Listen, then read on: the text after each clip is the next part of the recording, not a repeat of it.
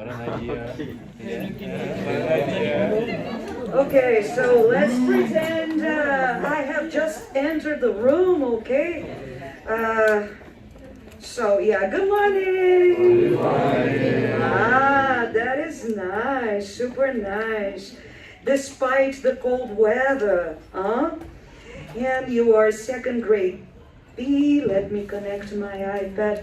So, guys, being very honest here, for those of you who are Kurtz's students, beware that part of this lesson has, in a way, been already delivered, okay? So we'll try to be on the same page, in fact. What is our objective for the day? Arthur, can you read the objective, the learning outcomes for us? Yes. Analyze and evaluate rules of neoliberalism. Use on neoliberalism, thinker or Chomsky. Okay, so, thinker, what's his first name? Stephen Pinker. And then Chomsky, what's his first name? No. Oh, okay.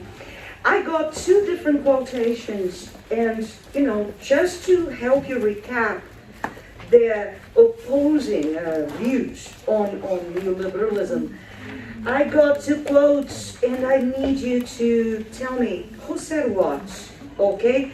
Let's take the chance and review some vocabulary as well. Turning off the lights, okay? Do I have a volunteer to read the first quote? Okay, Carol, go. The major news outlets across the world have been getting steadily more negative over time, even as the objective state of the world has been improving.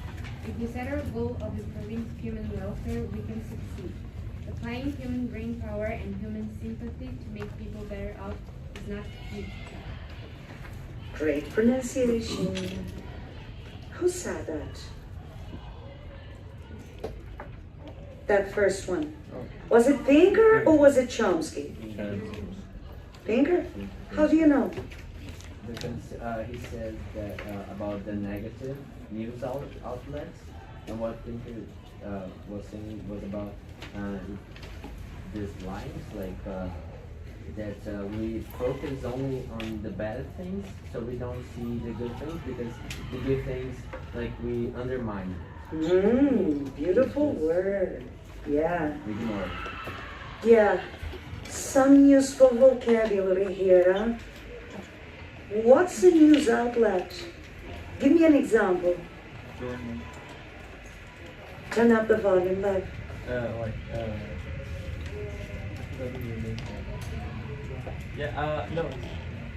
No. It's like a website, for example. A news website. Where do you get your news from? Right? Yeah. Can a blog be a news outlet? Turn up the volume, Maybe Margaret. not the most trustworthy. That's right. Yeah. So reliable news outlets, right? The Economist, Estadão, Folha de São Paulo, and so many others, right? How about human welfare? I mean, I know you know the meaning. What would be a good opposite for welfare if you're thinking about word formation? Think of Ukraine. Warfare. Do I have to write it down on the board? No? Okay. And how about better off? Give me a synonym.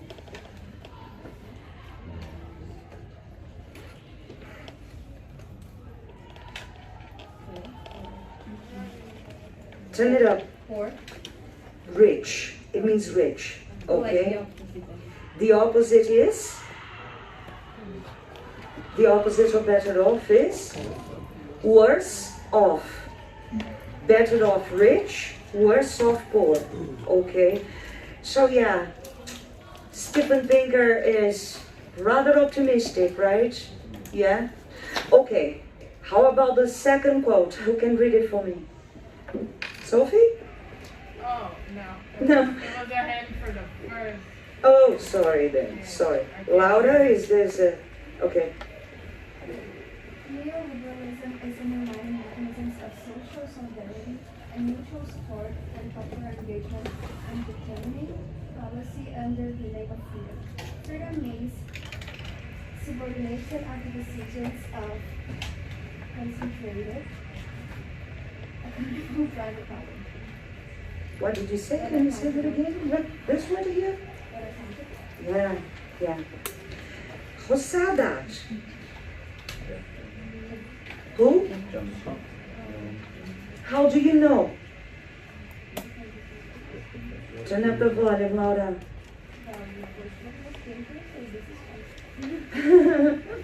Yeah, but there is a more logical explanation, okay?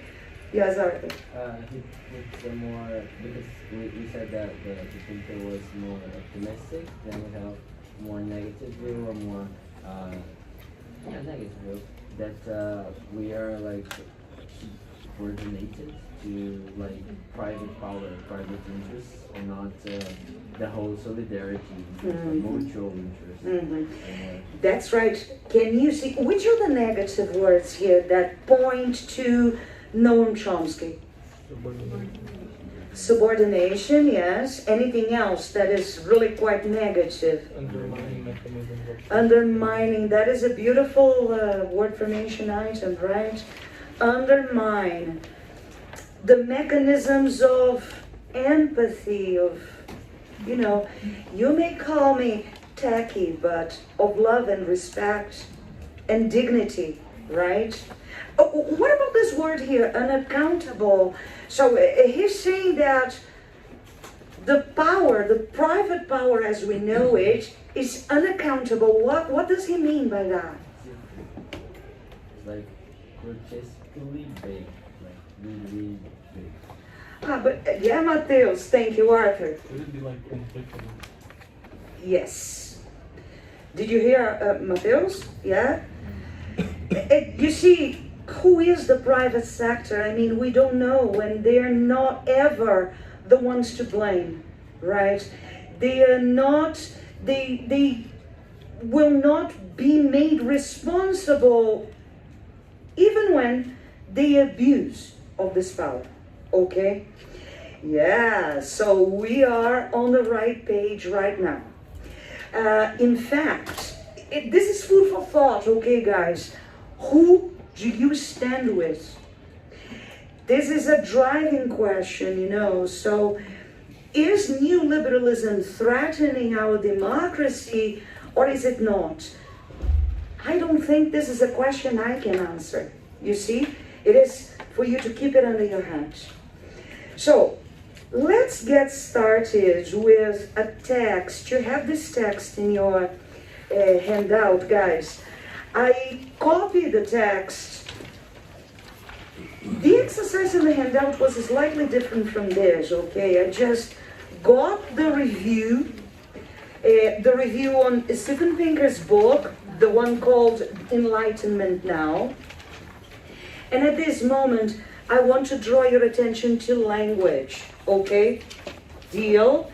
I shaded some vocabulary into 3 colors. As you can see, there is some yellow, some green, and some pink, for us to discuss a few language questions in here, okay? Ezo, can you read the first paragraph for us, please? I'm a true believer in liberal enlightenment values, like most people in many walks of life.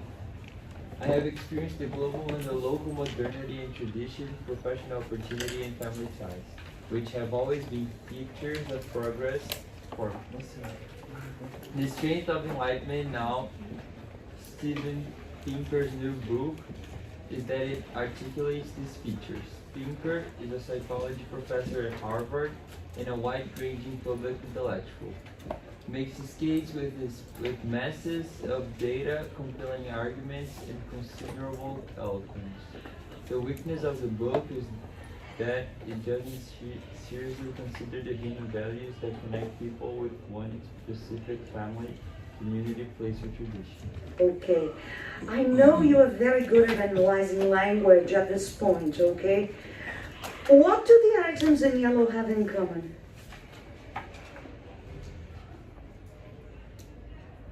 Shuogal.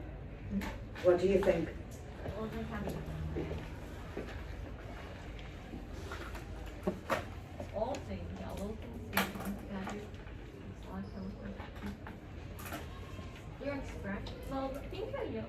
family ties, walks of life, makes us expression. Exactly, Ju. They're all fixed expressions. You see, in here, that is a tip for your test. In the, Is the full thing. I thought it was only thing. No. So I was confused with things. can you see that It's together. the comma here isolates the subject of the sentence, but in the end, thinker makes his case. So see, it's a very good tip for your test, especially that fill in the gaps with one word only type of exercise, the one called open close. Keep an eye on that. Punctuation will help you. Okay? Thank you, Jules. Rapa, tell me, how about the two items in green in the first paragraph? Your adjectives? First paragraph, strengths and Your qualities? are they qualities? What is a category? Is it a noun? Are they nouns, verbs, adjectives, or adverbs? Your subject. So see, imagine that in your test, I get the word weakness. So how do you know it's weakness? Because see, 1, 2, 3 lines earlier, the tip, the helping hand was given here, strength. So you need the opposite later on. Okay? Meaning, guys, this has to do with strategies for the test, okay? Don't get stuck in one gap. Read what is surrounding that one gap. Probably, and use lots of highlighting colors for you to identify where the answer might be. Yes, my love. In this case, even though if we didn't have any of them, we could assume by the articulates these features and by the doesn't seriously consider the human value, because then we can say that we're having a good thing that waits for the book and a thing that waits as bad. I agree with you, but it would be more difficult to spot it, Yeah. So, But in the context, yeah, can give a- context is king, right? Very good. Gabe, this text is too long, so let's do that up to a full stop, okay? And yet, psychologically and philosophically, those attachments are as essential to human life as the individualist, rationalist, universalist values of classic enlightenment. Utilitarianism. If the case for reason, science, and progress should be really convincing, what is the first? Convincing, love. But Convincing. yes. Versus attractive and enticing. alluring, it will have to speak to a wider, more inclusive spectrum of listeners. Okay, thank you, love. First item in pink. Guys, I am not going to, go in a very long conversation here. In this particular case, yet is a linker of contrast. It means but, it means however, but it doesn't mean although, okay? So remember that when you're dealing with linkers of contrast, punctuation makes a big difference. Can I make a relation to Portuguese as and yet to ainda assim and although to mesmo que em this happens? Absolutely, just like that. Okay. However, if you use yet at the end of the sentence, then it is, it's going to indicate time, and then it will be combined with present perfect structures. Okay. So the position of this yet makes a difference. Right. Great. How about here, guys?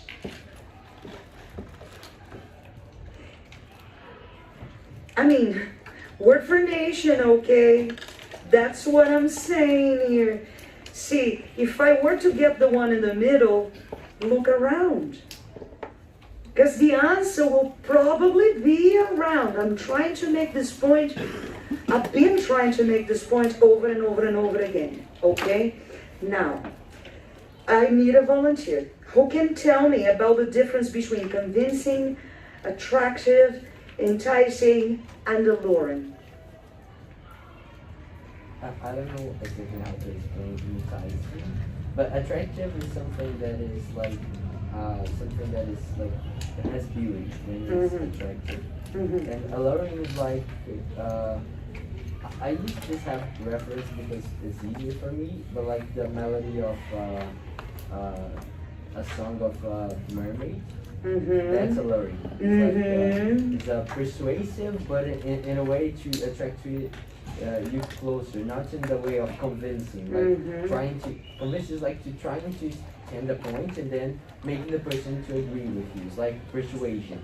And alluring is more to be attracting someone closer. Jewel. Like I would then attract, enticing and alluring more, because attractive is something different. But alluring, as you mentioned, like is something that is attractive, but it's it's like kind of getting to enticing. I think there's more of not a negative, but there's more like a provocative way. Yes. Enticing will make you move towards something, you know. You are so, for example, it's a common word in advertising. You know, products can be enticing, and advertising will make sure that products are more and more and more enticing, you see? And who knows here, maybe someone remembers that magazine for girls, that, you know, chick flick, called Allure. Who knows the magazine? Yeah? So it is about fashion, makeup, gossip. See? Can you feel the differences are excellent? Okay. I think we can move on, all right? Volunteer. Too much, Arthur. I'll call you later. Go ahead, hey. You have a question? I didn't understand the meaning of enticing. All of them mean attractive, you see, Carol. But what differs is the context. See, enticing is a product can be enticing. So you are driven to buy it. That's the reason why it's so common in advertising. Okay? Is it easier now? Yeah. Yeah? Only for enticing? How about luring? Yeah, learning. Okay. So, hey, can you continue, please? If we have to speak to a wider, more inclusive spectrum of listeners, the core of enlightenment now is a generic graph, variations of charts showing an indisputable measure of human thought. Whether it's more education, peace, and prosperity, or fewer murders of our values. Thank you. Guys, I'll hurry up. Can you see that? More and fewer? Can you see? It is the same behavior as a strength and weakness. All right? Remember that this is a way for us to get, you know, at least a little more acquainted with techniques for the test. Okay? Done? Done? Elenia, can you continue, please? To accompany each graph? Pinker provides a summary versus resume of scientific data and social science studies involving hundreds of thousands of people spanning human history and extending across the globe. The conclusion, Finish the text. startlingly, is that on almost every measure, things have got better and are still getting better. For the Enlightenment philosophers, as Pinker's book reminds, versus remember, recall, retrieve, us, the great problem of politics was how to combine the desires of those of thousands of autonomous individuals. But in fact, trying to make a state more like a community doesn't mean making it more homogeneous or even more harmonious. Instead, the problem now is how to establish a background of trust and commitment that allows conflict without hatred. Thank you, my love. Guys, what's the difference between summary and resume? Oh, always the same. Come on. Aninha, you read too much. I'm going to volunteer you, huh? Thank you, Sophie. Go ahead. Well, I think of resume because like work. You're working on your resume for your work stuff you're good at, so you can get a position somewhere. In summary, I'm going to summarize this book for you so you understand it before the text. You explain it in a more like less complicated way. Exactly. This is a false confidence in the end, right? Just because of the way we say it in Portuguese, we might get confused. But guys, did you know that you know there are two ways you can approach this word? You can say resume. In the end, it comes from French, so if you find it spelled like this, it's, you know, they're favoring the French spelling. However, so resume. See? Intonation and the stress, resume. However, if you pronounce it resume, what does it mean? It's a verb.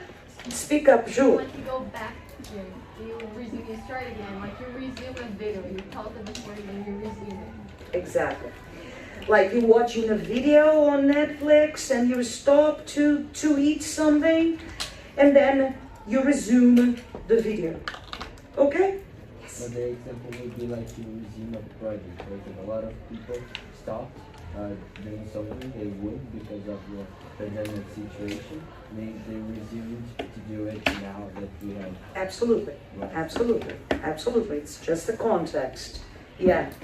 Okay. How about the difference, before I ask you about these two words, are you familiar with recall and retrieve? Yeah? Help me, Ju. What's recall? Can you give me a synonym? Remember. Yeah. It simply means remember. But, you know, I'm going to give myself the right of being bilingual now. You know, when your teachers, all of your teachers except for Kurt and I, we say, vamos fazer uma retomada. That is recall. Okay? How about retrieve? Mateus? Retrieve is to get something back. Yeah. So you go into your brain, I found the information I need. Okay? So they all mean remember in the end, right?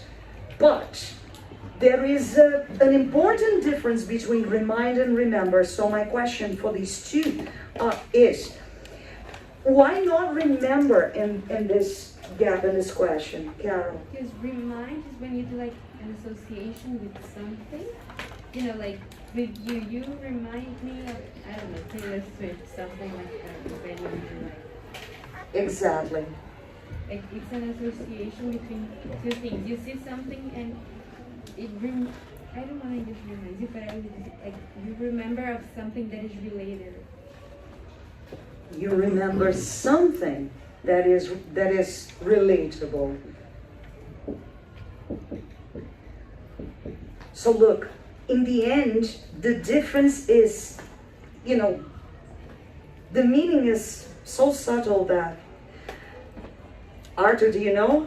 I don't know if it's that what you're gonna say, but when I think of remind, you remind somebody and you make that person remember. That's the idea. Exactly, exactly. Remind is to make somebody remember. Exactly. In the end, the point is there's got to be a person here. As you said, remind me of something, and look, reminds us. Okay, so that was the only option here. Okay, doke? Yeah?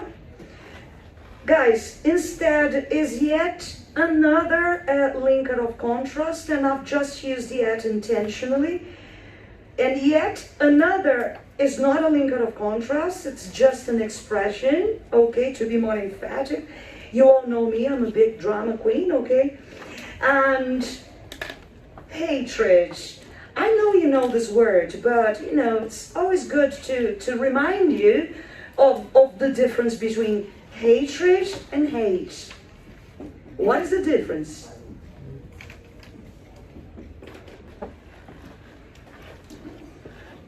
Nobody?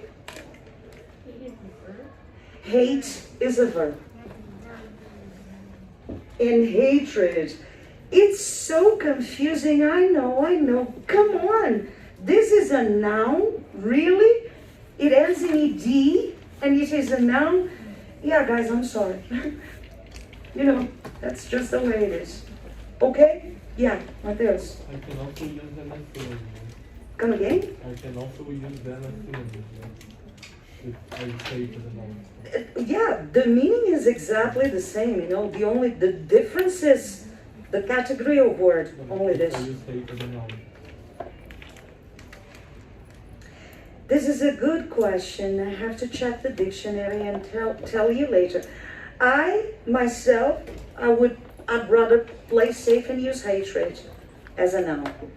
Especially in this type of conversation we're having, you know, especially in this political scenario of you know, such a polarized world, you know, so this might be a more intense word, but I'll get back to you, okay?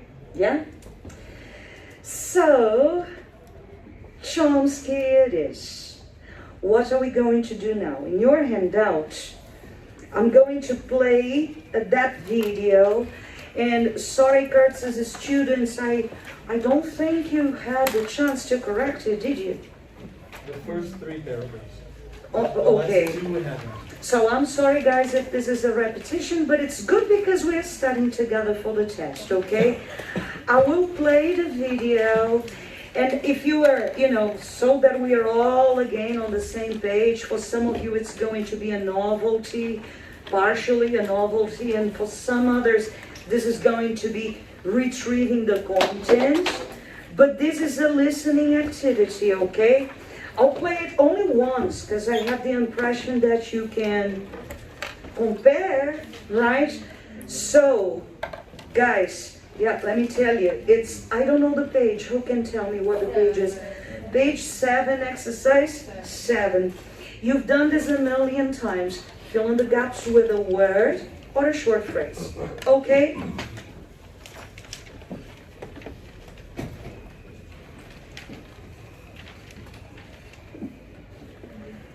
And Take a look it's always at advertisement. recent history since the Second World War. From the beginning. Take a look at recent history since the Second World War. Something really remarkable has happened. First, human intelligence created 2 huge sledgehammers capable of terminating our existence, or at least organized existence, both from the Second World War. One of them is familiar. A scientific thunderbolt gives a preview of its destructive force. One of Japan's arsenal cities was selected as the first to feel the weight of atomic power. It was immediately obvious on August 6th, 1945, a day that I remember very well. It was obvious that soon technology would develop to the point where it would lead to terminal disaster. Scientists certainly understood this. In 1947, the Bulletin of Atomic Scientists inaugurated its famous doomsday clock. You know, how close is the minute hand to midnight? And environmental disaster, which wasn't thought about much in 1945. But it turns out, we now understand that at the end of the Second World War, the world also entered into a new geological epoch. It's called the Anthropocene, the epoch in which humans have a severe, in fact, maybe disastrous impact on the environment. There was a sharp spike in such activities and disaster after 1945. So geologists pretty much, even formally, date the origin of the Anthropocene to about the same time as the nuclear age. Observing that, the analysts and Bulletin's analysts in 2015 mentioned both and moved the clock to 3 minutes to midnight, the closest it had been since 1984. Immediately after the Trump election, late January this year, the clock was moved again to 2.5 minutes to midnight, the closest it's been since '53. So there's the two existential threats that we've created. In the case of nuclear war, maybe wipe us out. In the case of environmental catastrophe, severe impact. And then a third thing happened. Beginning around the 70s, human intelligence dedicated itself to eliminating, or at least weakening, the main barrier against the threats. It's called neoliberalism. If you ask yourself there was a transition at that period from the period of what some people call regimented capitalism, 50s and 60s, the great growth period, egalitarian growth, a lot of advances in social justice and so on. That changed in the 70s, and with the onset of the neoliberal era that we've been living in since. We deregulated the airlines, we deregulated the trucking industry, we deregulated financial institutions, we decontrolled oil and natural gas prices, and we negotiated lower trade barriers throughout the world to get rid of needless and burdensome federal regulations, which benefit nobody and which harm all of us. And if you ask yourself what this era is, its crucial principle is undermining mechanisms of social solidarity and mutual support and popular engagement in determining policy. It's not called that. What it's called is freedom. I'm not in favor of fairness. I'm in favor of freedom. And freedom is not fairness. Fairness means somebody has to decide what's fair.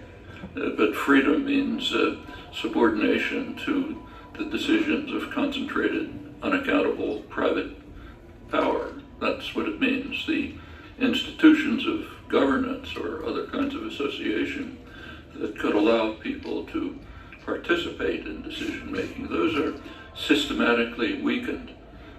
Margaret Thatcher said it rather nicely in her aphorism about there is no society, only individuals. She was actually unconsciously, no doubt, paraphrasing Marx, who in his condemnation of the repression in France said the repression is turning society into a sack of potatoes. Just individuals, amorphous mass, can't act together. That was a condemnation. For Thatcher, it's an ideal. And that's neoliberalism.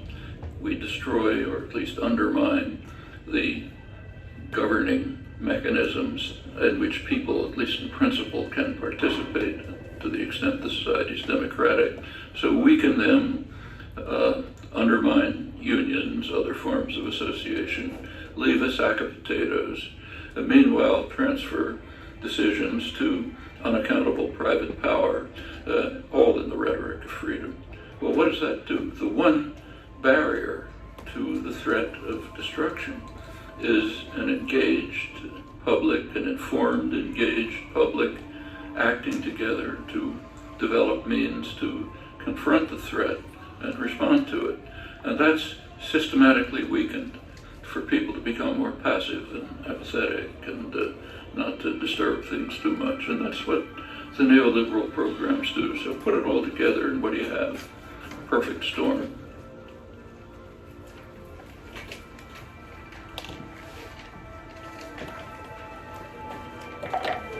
Is this the end of the video, huh? Okay, so, yes, my love. There is a cue, okay? You wait for Mateus to be back, then it's louder, then you can go, okay? Preferably, compare what, my students, preferably compare it with somebody who was in Kurtz's class, because we're running out of time. Okay, very quickly, compare.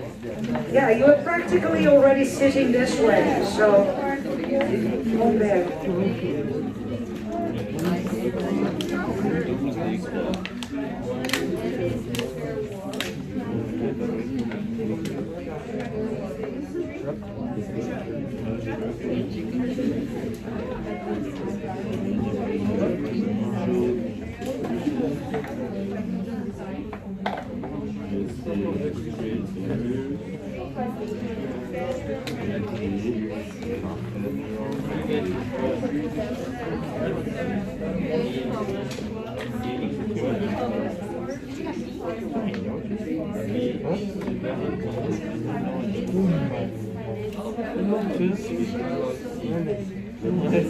Não, tá certo.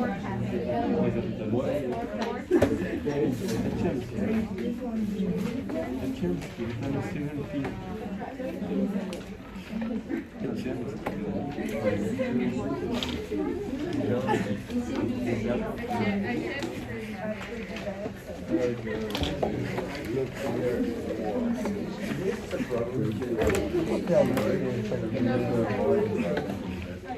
No? No? Guys, unfortunately, we'll have to rush through this correction, but I really truly hope he speaks so slowly, right? Poor Felipe wasn't, he have to go to bed a little earlier. But I understand that his voice is a little, slow and so and such. So, very quickly, okay? Hey, can you give me the first answer, please? Yes. I read the. Yes. Nuclear war environmental disaster was about simply attack on the threat. It was immediately obvious. Is right? Yes. It was immediately obvious on August 6, 1945, that technology would develop to the point that would lead to terrible disaster. In 1947, the Bulletin of Atomic Scientists inaugurated in its famous Doomsday Clock. Yeah, doomsday. I bet many of you have heard this word in video games, perhaps, right? And needless to say, guys, doom or day, put them together, yay, doomsday. All right? Pedro, can you read number 2 for us, please? Yes. The onset of the neoliberal era, as quoted by Jimmy Carter, is we deregulated the airlines, we deregulated the trucking industry, we deregulated financial institutions, we controlled oil and natural gas prices, and we negotiated lower trade barriers throughout the world to get rid of needless and burdensome federal regulations which benefit nobody and which harm all of us. Yeah, so see, to my mind, the most important word in this paragraph here is onset. Do you remember the difference between outset and onset? What is the difference? Which one is the beginning of something bad? Onset. Onset, look at that. There are no rules, economic world. You can do whatever you want. That's what they started doing in the 70s, right? Luca, go on. Neoliberalism is an underlying mechanism of social solidarity, mutual support, and popular engagement under determining policy under the name of freedom. Excellent. The pronunciation of this word, guys, pay attention. Great one, determining. Let's try and finish. Yes, my love. Can I read that? Yes, of course. Go on, number 4. Freedom means subordination to the decisions of concentrated, unaccountable private power. The institutions of governance or other kinds of association that could allow people to participate in decision making have been systematically weakened. Margaret Thatcher said it rather nicely in her aphorism. There is no society, only individuals. There is even that soundtrack in the video that makes it sound so gloomy, right? Guys, the difference between governance and government, who knows? I have to hurry up, so I'll give you the answer. Government is the Brazilian government, the American government. You see, governance is a more general view, you know. It is the way people and countries will rule, you know, by, you know, call me tacky again, human rights, you know, what are the institutions of governance, okay? Not who, but the institutions that will do it in the right way, okay? And also, this one. This item is really quite important. What type of word is weakened? Is it a noun, a verb, an adjective, or an adverb?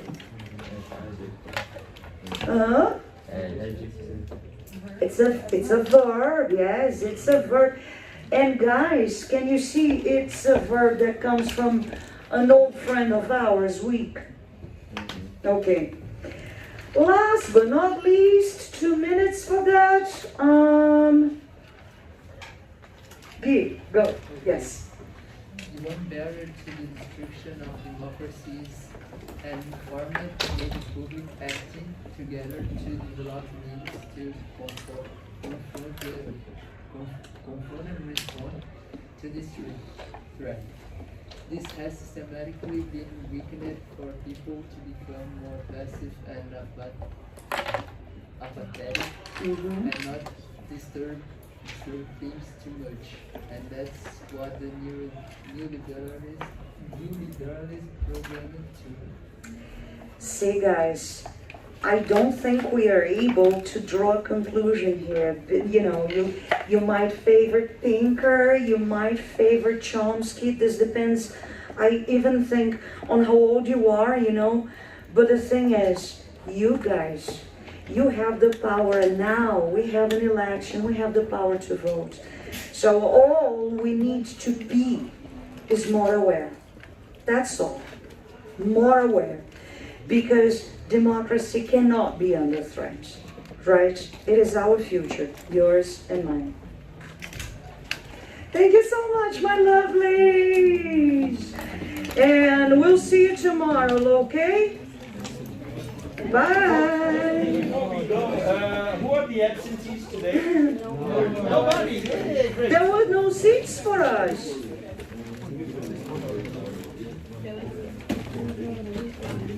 I think it's not, you're not able to see it yet. It's on time to go, but we haven't published yet. And I'm waiting for half for you to say. No, but yours is, I'm going to do it. I'm going to literally. That's weird. Everybody should, either everybody or Help nobody. me, Enzo. Because I'm not tall enough.